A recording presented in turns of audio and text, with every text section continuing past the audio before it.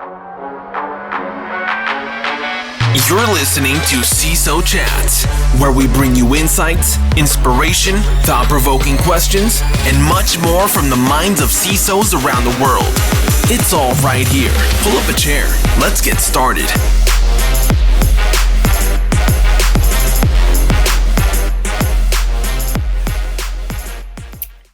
Welcome to CISO Chats. I am your host, Alona Stern, and our guest today is Dennis Leber, Chief Information Security Officer and Chief Technology Officer at the University of Tennessee Health Science Center. Dennis has over 15 years of experience in cybersecurity and holds a PhD in technology from Capital Technology University. He has held leadership positions in a wide variety of industries, including federal and state government, healthcare, higher education, research, manufacturing, and finance. Perhaps a little less known is that he was named one of the top 100 CISOs in 2021 and was named to the Cybersecurity Hall of Fame in 2020. We are very pleased to introduce Dennis Leber. Dennis, welcome to CISO Chats. Glad to be here. So first off, congratulations on the new position at the university. I wanted to kick off by asking, it's not often that we see somebody in the role of both CISO and CTO combined. Maybe you could start off by telling us a little bit about what your day-to-day looks like. So I recently added the title of CTO. It was in the overall strategy of our organization to hire that position.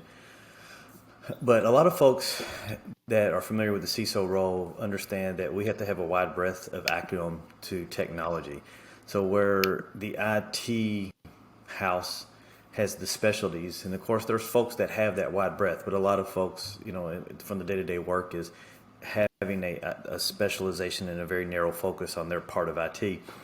Being in the cybersecurity world, I have to understand, at least have some level of understanding of the entirety of what IT is. So having that technical acumen lent to me being able to take on that additional role as the CTO and the CISO. So for, a typical day for me is starting out, checking in with our teams. I've got my internal leaders, so that helps having good leaders that help manage your teams to be able to approach it almost like my old military days. Got a long military history too, and that chain of command works for a reason, because you have those levels of communication, and communication flows up and down, and those responsibilities and accountabilities. So most of my day is spent having those interactions, developing strategy, and working with my bosses, and preparing and enabling and facilitating the teams to go out and execute these innovations and these growths in our day-to-day operations that makes what we do, enjoyable.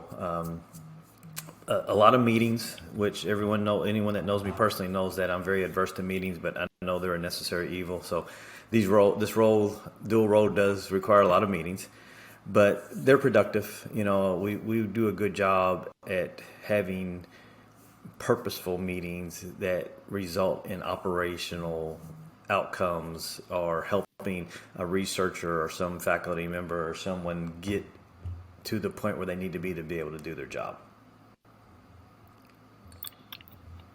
So as both a CTO and a CISO, are you also managing the whole security process end to end? Meaning, are you overseeing the security scanning as well as the patching? Yeah. So it really enables a bridge to have the security leader also in charge of the infrastructure. So the CTO role for me at the university is overseeing the infrastructure, so the highway with which everything navigates on. So that really puts me in a good place to do what a lot of folks talk about or say that we need to do, is incorporate security into everything, shift everything left and get security in at the beginning. And that's really facilitated that. The patching programs, the vulnerability programs, the scanning programs, there's the operational side of cybersecurity that covers a lot of that. I have a team that does that. And then we have the IT teams that work in collaboration with the security team to do the patching. So as you know, like any other organization, there's a myriad of solutions. So you have your Macs and your Linux and your Windows and all these environments. So depending on the ability and the solutions and tools to do that, that does ultimately fall under my realm, either be it from the security side or the infrastructure side or some hybrid of the two. Got it. Got it.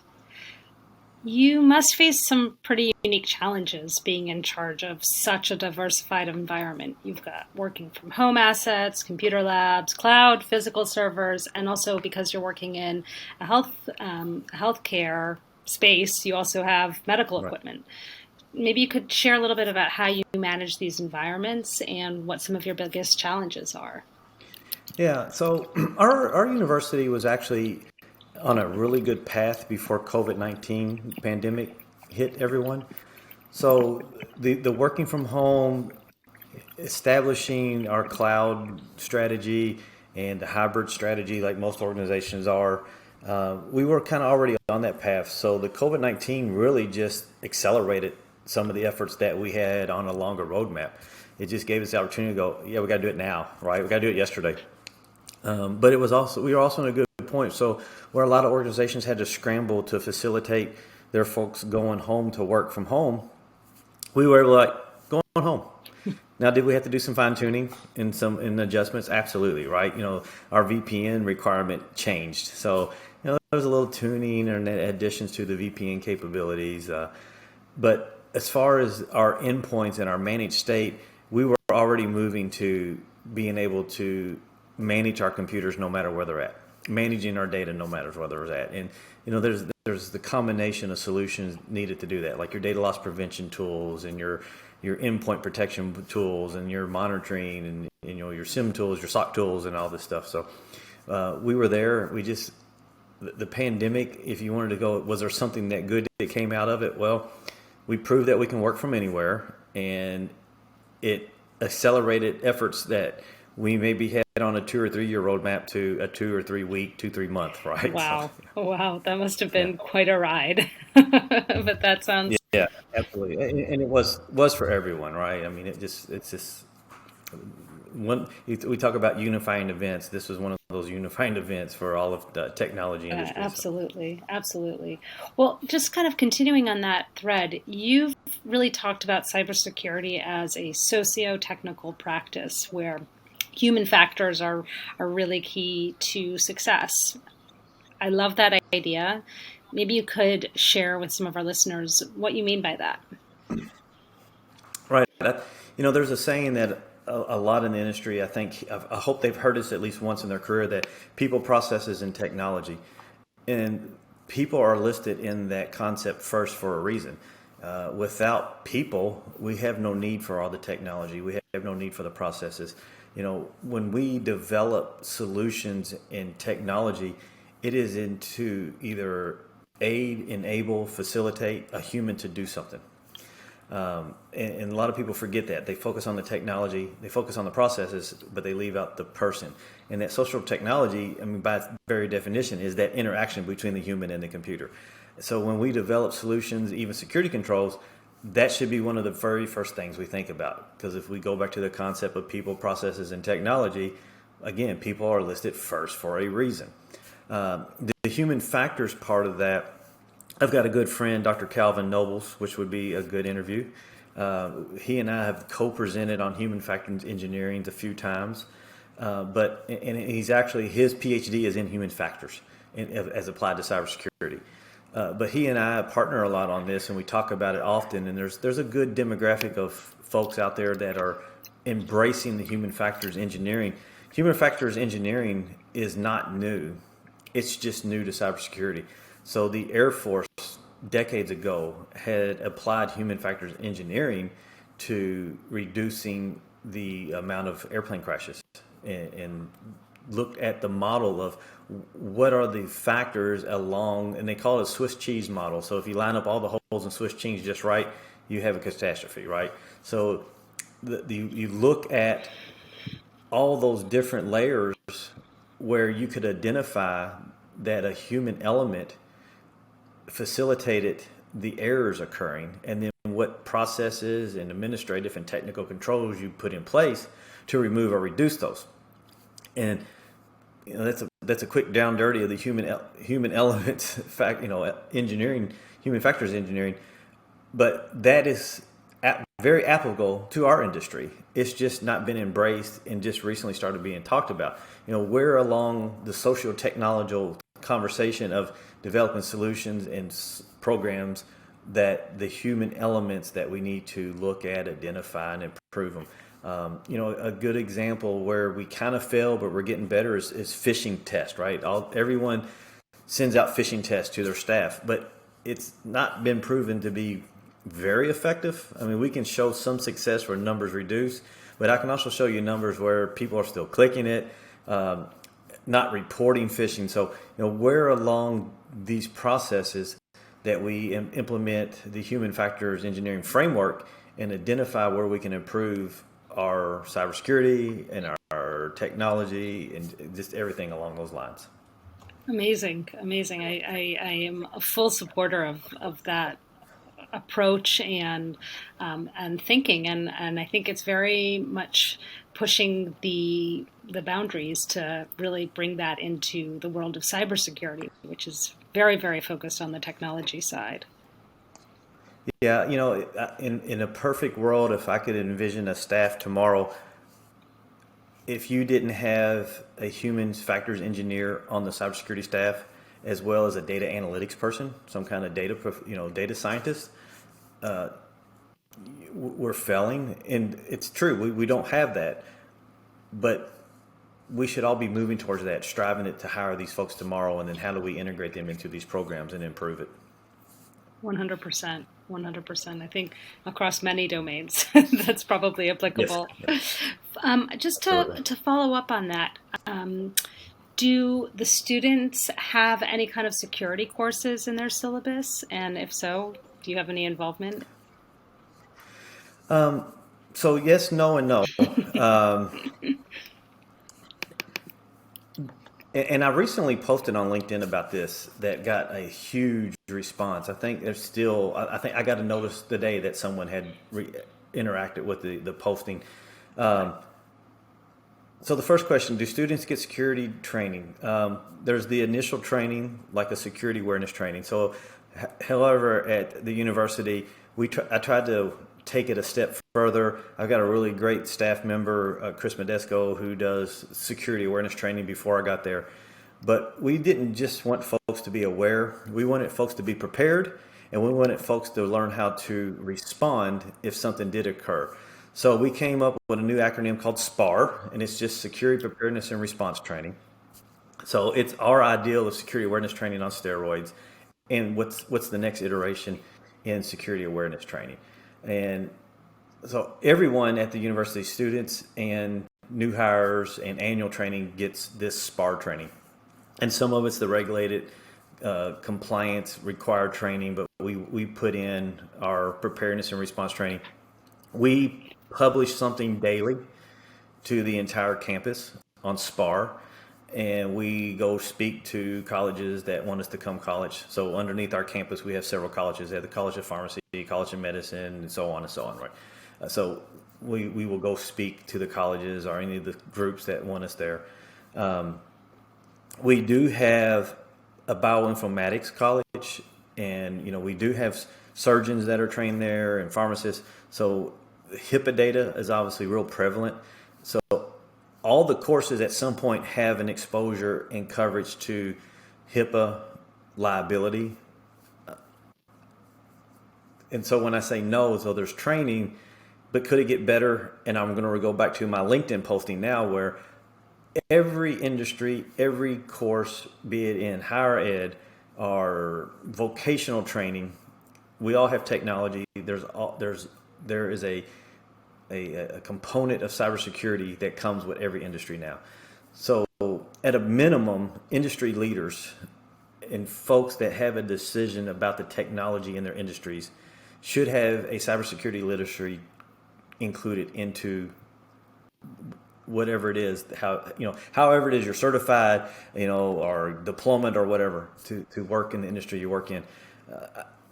before I had my PhD and my master's program, I did a little mini study, and I looked at MBA programs and how much cybersecurity training was included in those MBA programs.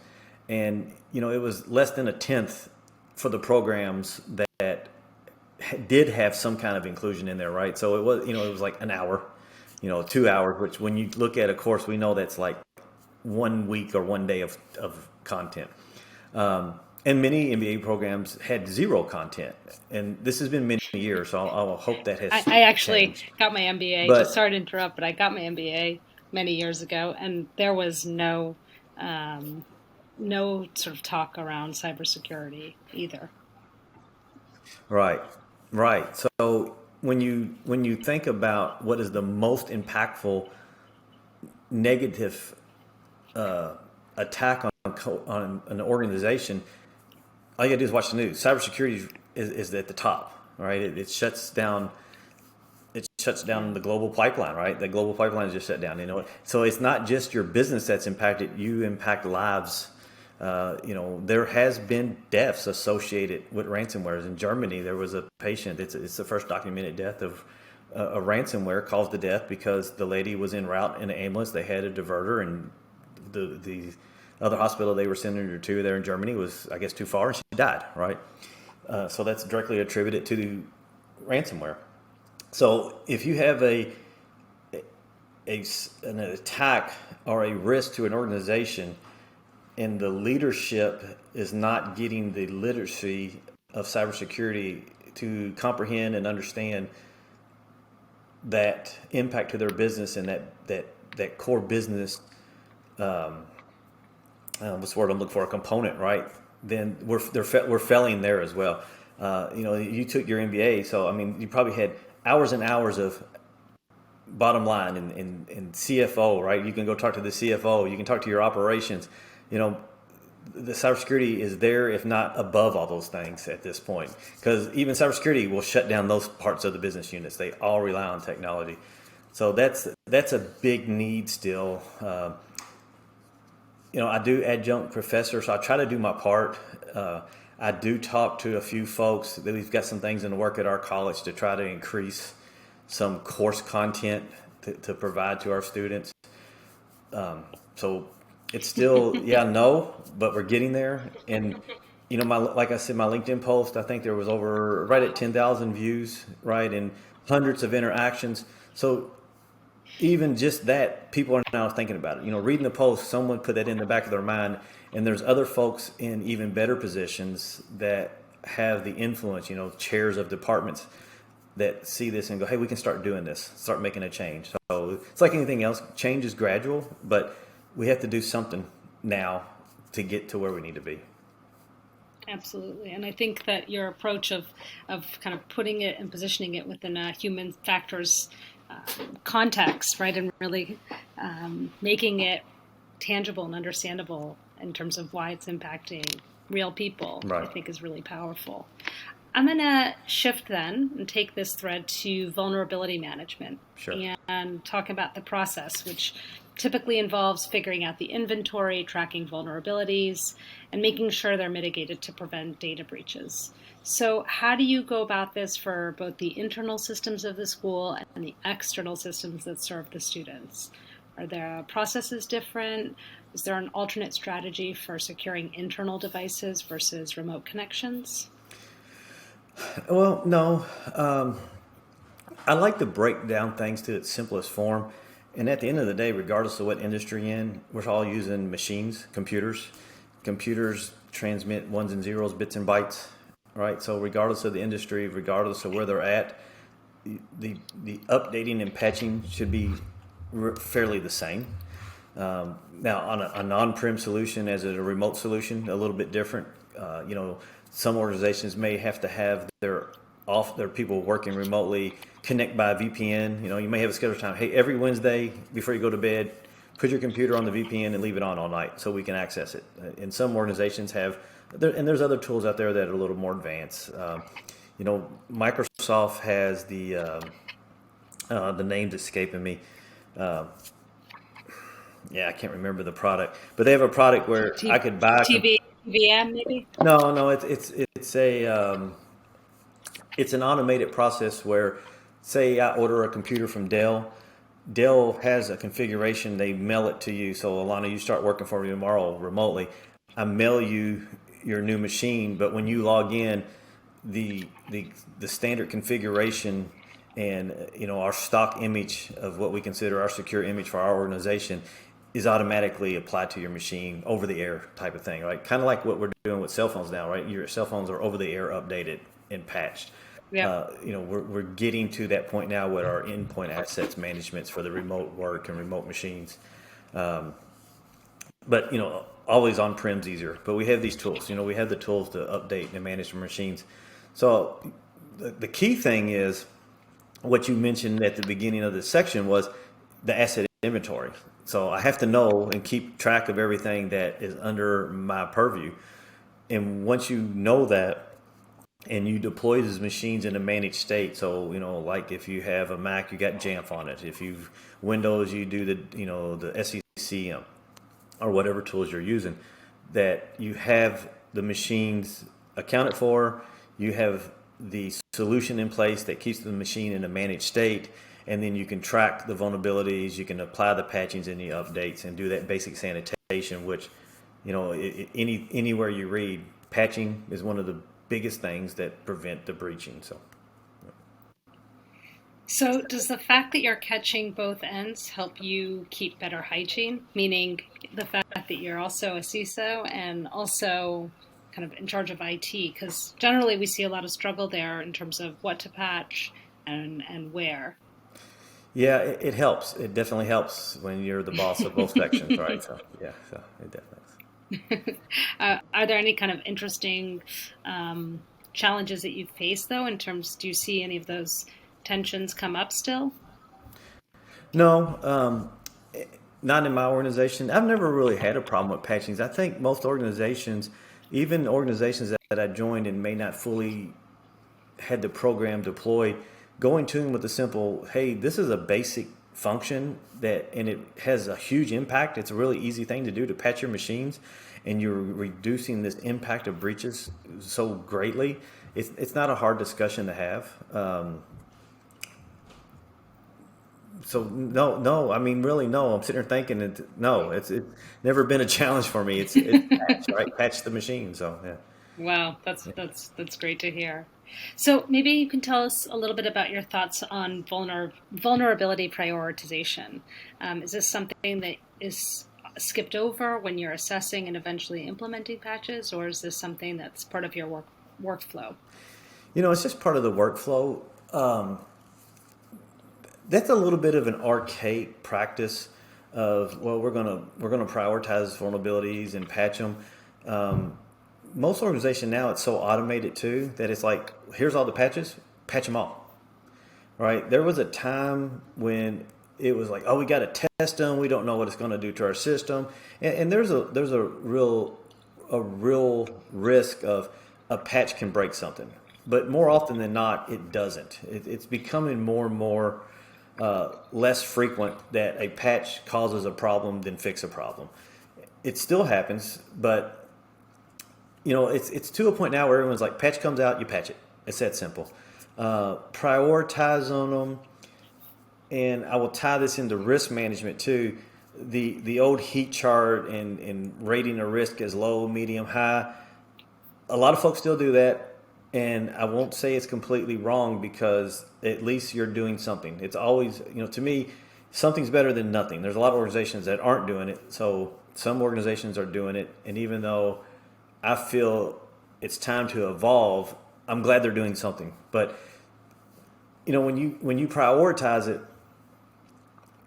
the nefarious hackers know the tactics and the procedures that are deployed. So they go, well, this would be deemed critical.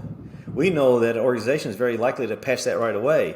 So these lows, we know folks let those sit for a year sometimes, right? Give me one. The dogs are barking.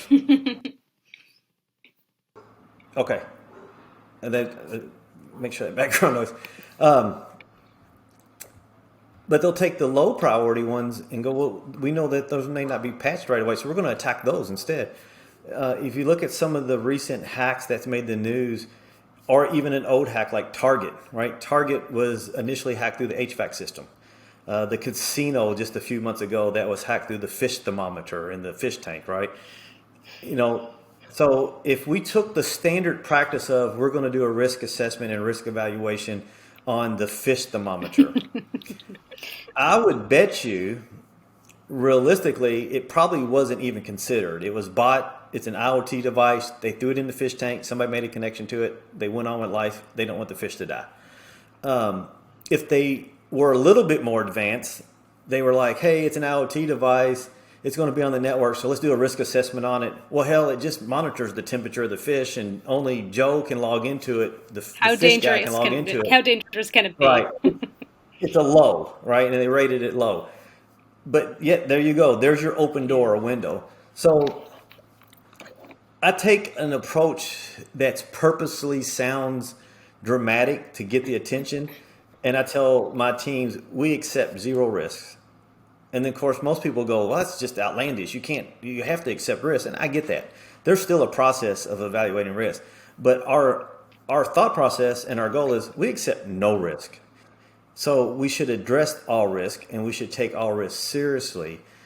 Move away from this heat chart that's been used for decades and start really looking at how does a device open doors to our organization? How does the underlying code, the software, open doors to our organization? How does the access management open doors to our organization? So then you're oversimplifying it. But we can look at those things because I guarantee you the casino that got hacked through the fish thermometer has a different view now of risk assessments and deploying devices and IoT devices and the like. So are you using tools like automation to help with the process and managing those patches?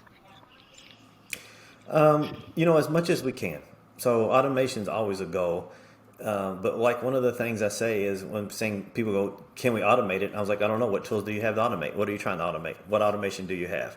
Right. So, the automation that's available and that we have, we take advantage of it. But a lot of these things are still really manual processes, right? So patching and sending updates are automated to the point where we got the patches into our system, we load them and we deploy them. But there's still some manual work there to make sure which ones failed, which ones we can't contact. So there's still a hybrid approach to that. And I don't know if we'll ever get there soon on things like that. Especially now with the hacks such as SolarWinds and Casera, right, where the hack was the patching process. It was the supply chain process of sending updates to the customers for their software. So, do we have to take some automation out of that till we figure out how to improve and secure that supply chain of software vulnerability patching automatically? So I don't know. I mean, I don't know the answer to it, but it's a question. It changes the game, right? These two attacks were through the patching and updating process that occurs automatically. So I would say customers that suffered from that have a different approach, and it's probably less automated now than it was before. So talk to me about how you close the loop of detection and mitigation. Just in general, or to that specific vulnerabilities. Sure. So, you've got to have the right tools. You've got to have the right mindset, the right staff in place. A lot of folks talk about threat hunting and threat intelligence now. That's the part that you really got to integrate into your detection and mitigation. So not just do your continuous monitoring, relying on your SOC and your SIM tools and all your logs. You've got to have the folks that are thinking like hackers. I think, you hear a lot about the purple teams and the red teams and the blue teams. I like to oversimplify it. we should have what you maybe call an internal audit and compliance team, but there's hackers on that team, and you're just hacking yourself, right? Hack yourself before someone else does it. In collaboration with your SOC tools and your SIM tools and your log monitoring and your continuous monitoring strategy. And then when you find these vulnerabilities, it's kind of contradicting. You're going to have to prioritize them because you can't fix them all at once, but you have to start addressing them things. Then, going back to, we don't accept any risk, but looking at what's the risk of this. We found this vulnerability. Now, is this something where we need to stop work and fix it? Do we need to, come up with a plan? Do we need to buy something new? Do we need to shut something off? Is it a patch? Is it reaching out to the vendor and going, we found this in the solution we take from you. What's your plan to update it? And do we need to sandbox it until you update it? Maybe they're telling us we ain't going to fix anything and we got to start looking for a new vendor. So there's a lot to it. That's why I was kind of asking you, in general, that's an over process because a lot of it's situational, depending on what you find. Do you find it? And just doing your best. Again, it goes back to looking is better than doing nothing, because a lot of these organizations, like with the SolarWinds, I would say there came an inherent trust with these companies. So they weren't looking, right? And then they got hacked. And now I bet you they look more. So their detection and mitigation has changed as well. So do you foresee this being something that could be applicable for automation going forward? It has the potential to do it. And just to clarify, putting aside the supply chain attacks. Right. Yeah, it does. And there's a lot of tools out there that are doing this. There's a lot of elements that, if combined the right way, and a lot of people talk about AI, but machine learning. There's a difference. A lot of people intertwine those two terms, but there's machine learning out there that can start learning to recognize those anomalies, and some automatic responses that can be programmed in to do that. I know when you look at certain like service providers, if you are obtaining a SOC through a service provider, they're watching for you and they can mitigate for you. So in sense, there's some automation going on there. It's not your team having to do it. You don't have to discuss it. You go, hey, here's the parameters. Go ahead and mitigate these things as you find them for us. Just let us know. So, we're moving there. The potential's there. It makes more sense because anyone who's looked at logs or done any kind of continuous monitoring, or even looking at your infiltration attempts and your sniffing that goes on your network. Some of these organizations are looking at millions of events a day or a minute or an hour, right? And no human can do that. So it sounds like maybe machine learning and AI could take some of the manual labor of the security and the IT team. It could. Maybe some of the more mundane work. Right. Well, and the things that a human can ingest, right? If I handed you a log printout with 1 million lines on it, no, right? I could not ingest that. And there's 1 million more coming every hour, right? We would never. Well, we can't do that. I just walk away. Right. We can't do that. Yeah. Absolutely. Well, I have just sort of one kind of closing question that we like to ask, which is, what do you think are the most important security trends to be aware of looking forward? Sure. So the promotion that I said earlier, go hire a human factors engineer for your cybersecurity team. Hire you a data scientist. Start applying data analytics to your strategy. Zero trust infrastructure. It's almost buzzword now, but there's a reason why it's so popular. This authenticate everything, everyone, everywhere. That's where we have to go. If you're not already going there, you really start looking at it. And then pick a framework. So a lot of cybersecurity organizations they talk about ISO or they talk about NIST 853, but those are a set of controls, right? Look at a framework like the NIST cybersecurity framework that helps you logically put your program in place, manage it, look at the gaps, and come up with a roadmap to address those gaps. Even if it's something starting simple like the CIS top 18, start somewhere with some kind of framework to build your program. Then the other big thing that's needed is that cyber literacy for industry leaders. There's all that conversation of the CISO should tell the CEO and the board all these things, but I would guarantee you there's a large population of CISOs that never get that opportunity because our voices are filtered through a CIO or a CFO or some other C, right? So you've given this most impactful area of business that can not just shut down your business, but it affects human life, and you filter that voice. No other C-suite executive reports to a C-suite executive except for the CEO or a board, right? So why would you sub down another C-suite executive, especially at this point, very well documented news, we're probably the most impactful area of business. So the leaderships and the mentality of leaderships need to change and be educated about the cyber literacy. What is the questions that you need to ask? What are the things that you need to know? And frame that into how they do everything else. The CEO and the board looks at the risk of the CFO. What the CFO brings in the risk of the bottom line in revenue streams.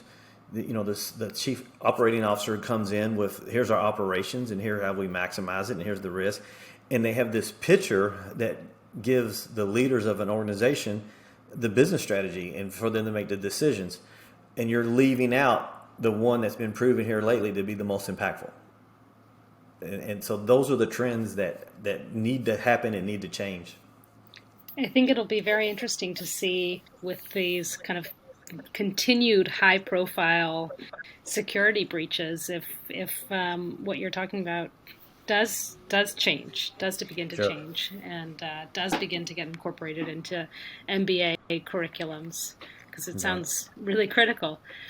Dennis, this has been really incredibly interesting. You've brought a very different perspective from one that we generally hear around the role of cybersecurity and the kind of talk around the interconnectedness of our devices and really viewing it from this human factors perspective. I really want to just thank you so much for joining us today. This was really great. My pleasure. So thank you everyone for joining us on this episode of CISO Chats, a show created and sponsored by Vicarious, the industry's first cloud-native vulnerability remediation solution. If you're enjoying what we're doing, please share this episode with a friend. If you'd like to be a guest on a future episode, you can email us at marketing@vicarious.io. That's marketing@vicarius.io.